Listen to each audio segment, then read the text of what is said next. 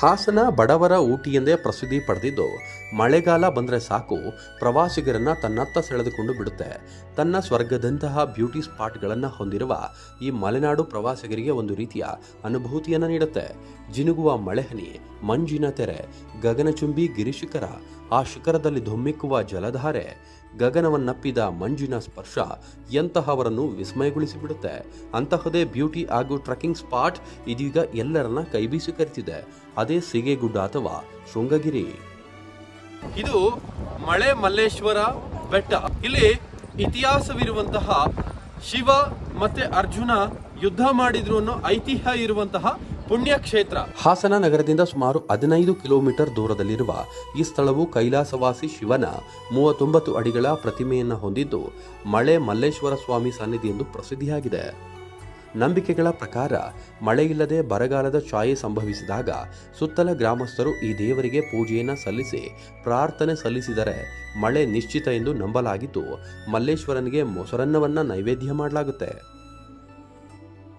ಇನ್ನು ಈ ಪುಣ್ಯಕ್ಷೇತ್ರ ಐತಿಹ್ಯವನ್ನ ಹೊಂದಿದ್ದು, ಯಾವುದೇ ಮೂಲ ಪುರಾವೆಗಳಿಲ್ಲದೆ ಹೋದರೂ ಸಹ ಇಲ್ಲಿ ಕೆತ್ತಲ್ಪಟ್ಟಿರುವ ಕೆತ್ತನೆಯ ಆಧಾರದ ಮೇಲೆ ತ್ರೇತಾಯುಗದಲ್ಲಿ ಪಾಂಡವರು ಈ ಬೆಟ್ಟದಲ್ಲಿ ತಂಗಿದ್ರು. ಕುಡಿಯುವ ನೀರಿಗಾಗಿ ಅರ್ಜುನ ತನ್ನ ಬಾಣ ಪ್ರಯೋಗ ಮಾಡಿ ಕೊಳವನ್ನ ಸೃಷ್ಟಿ ಮಾಡಿದ ಎಂದು ಹೇಳಲಾಗಿದೆ.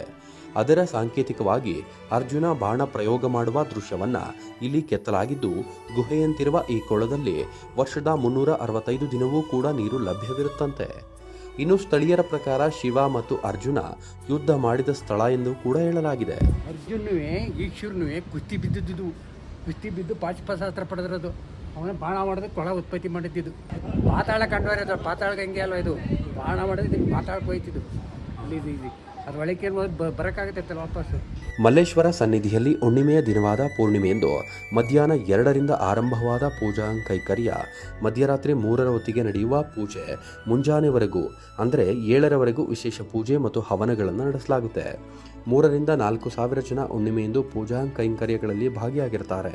ಅನ್ನದಾನ ಸೇರಿದಂತೆ ಇತರ ಧಾರ್ಮಿಕ ಚಟುವಟಿಕೆಗಳಿಗೆ ಸುತ್ತಲ ಗ್ರಾಮಸ್ಥರು ಹಾಗೂ ದೂರದ ಊರುಗಳಿಂದ ಬರುವ ಭಕ್ತಾದಿಗಳು ಸಾಕ್ಷಿಯಾಗ್ತಾರೆ.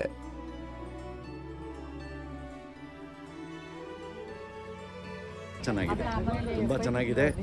ನಾವು ಇದೇ ಫಸ್ಟ್ ಟೈಮ್ ಇಂದನೇ ಬಂದಿರೋದು, ಬಟ್ ಇದೇ ಫಸ್ಟ್ ಟೈಮು. ತುಂಬ ಖುಷಿ ಆಯಿತು ನಮಗೆ. ಸಿಗೆಯುದ್ ಗುಡ್ಡ ಇರೋದು ನಮಗೆ ಮೊದಲಿಂದನೂ ಗೊತ್ತಿತ್ತು, ಬಟ್ ಈ ಥರ ಕಾಡಿದೆ ಇದು ಅನ್ನೋದು ಕಾಣಿಸ್ತಿರ್ಲಿಲ್ಲ. ಬರೀ ಪ್ಲೇನ್ ಲ್ಯಾಂಡ್ ಅಂತ ಅನ್ಕೊಂಡಿದ್ವಿ, ಬಟ್ ಈಗ ಗೊತ್ತಾಗ್ತಾ ಇದೆ. ತುಂಬ ಚೆನ್ನಾಗಿದೆ. ಇದೇ ಫಸ್ಟ್ ಟೈಮ್ ನಾವು ಬಂದಿರೋದು, ಬಟ್ ಎಲ್ಲರೂ ಬಂದು ಫೋಟೋ ಹಾಕೊಳ್ಳೋರಲ್ವಾಗ ಅನ್ಸೋದು ನಾವು ಒಂದ್ಸರಿ ಬರಬೇಕು ನೋಡಬೇಕು ಅಂತ. ಬಟ್ ಇವತ್ತು ಬಂದ್ವಿ, ಒಳ್ಳೆ ವೆದರ್ಗೆ ಬಂದಿದ್ವಿ, ತುಂಬ ಚೆನ್ನಾಗಿದೆ. ಇನ್ನು ಟ್ರೆಕ್ಕಿಂಗ್ ಪ್ರಿಯರಿಗಂತೂ ಈ ಸ್ಥಳ ತುಂಬಾ ಅಚ್ಚುಮೆಚ್ಚು. ಸೂರ್ಯೋದಯ, ಸೂರ್ಯಾಸ್ತ ಮತ್ತು ನೈಸರ್ಗಿಕ ವಿದ್ಯಮಾನಗಳ ಅದ್ಭುತ ನೋಟ ಇಲ್ಲಿ ಕಾಣಸಿಗುತ್ತೆ. ವಿಂಡ್ ಫ್ಯಾನ್ ವೈಶಿಷ್ಟ್ಯವನ್ನು ಸಹ ಇಲ್ಲಿ ವೀಕ್ಷಿಸಬಹುದು. ನೆಮ್ಮದಿ ನೀಡುವ ರಮಣೀಯ ತಾಣವಾಗಿದ್ದು, ಸುತ್ತಲೂ ಹಸಿರನ್ನ ಒದ್ದು ನಿಂತಿರುವ ಪ್ರಕೃತಿ ಮಾತೆಯನ್ನ ಕಣ್ತುಂಬಿಕೊಳ್ಳುವುದೇ ಸೊಬಗು. ತಣ್ಣನೆ ಸ್ಪರ್ಶದ ಮಂಜಿನ ಅನುಭವವನ್ನ ಆನಂದಿಸುವುದೇ ಚಂದ. ನೀವು ನೋಡ್ತಿದ್ದೀರಿ ಯಾವ ರೀತಿಯ ಪ್ರಕೃತಿಯ ಒಂದು ಸೌಂದರ್ಯವನ್ನ ನೀವು ಈಗ ಇಲ್ಲಿ ಗಮನಿಸ್ತಾ ಇದ್ದೀರಿ. ಇದು ಹಾಸನದ ಕೂಗಳತೆ ದೂರ ಅಂತ ಹೇಳ್ಬೋದು. ಹಾಸನದಿಂದ ಕನಿಷ್ಠ ಕಿಲೋಮೀಟರ್ ದೂರದಲ್ಲಿರುವಂತಹ ಮಳೆ ಮಲ್ಲೇಶ್ವರ ಬೆಟ್ಟ. ಇಲ್ಲಿ ಪ್ರವಾಸಿಗರನ್ನ ಕೈಬೀಸಿ ಕರೀತಾ ಇದೆ ಸೀಗೆಗುಡ್ಡ.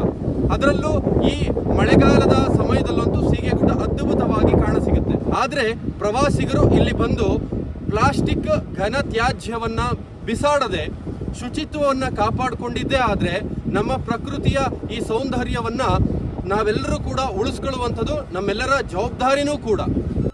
ಮಂಜಿನ ಹನಿ, ಜಿನುಗುವ ಮಳೆ ಎಲ್ಲ ಟೆನ್ಷನ್ ಮರೆಸಿ ಫುಲ್ ರಿಲ್ಯಾಕ್ಸ್ ನೀಡುತ್ತೆ. ಒಂದು ದಿನದ ಔಟಿಂಗ್ ಅಥವಾ ಟ್ರೆಕ್ಕಿಂಗ್ಗೆ ನೀವೇನಾದರೂ ಪ್ಲಾನ್ ಮಾಡಿದರೆ ಖಂಡಿತ ಈ ಜಾಗಕ್ಕೆ ಮಿಸ್ ಮಾಡದೆ ವಿಸಿಟ್ ಮಾಡಿ. ಯಾಕಂದರೆ ನಾವು ಹೇಳೋದ್ಕಿಂತ ನೀವೊಮ್ಮೆ ಇಲ್ಲಿಗೆ ವಿಸಿಟ್ ಮಾಡಿದರೆ ಹಾಸನದಲ್ಲಿರುವ ಭೂಸ್ವರ್ಗವನ್ನು ಕಣ್ತುಂಬಿಕೊಳ್ತೀರಾ. ವಿಶಾಲ ಕರ್ನಾಟಕ, ಇದು ಸ್ವಾಭಿಮಾನಿ ಕನ್ನಡಿಗರ ಪ್ರತೀಕ.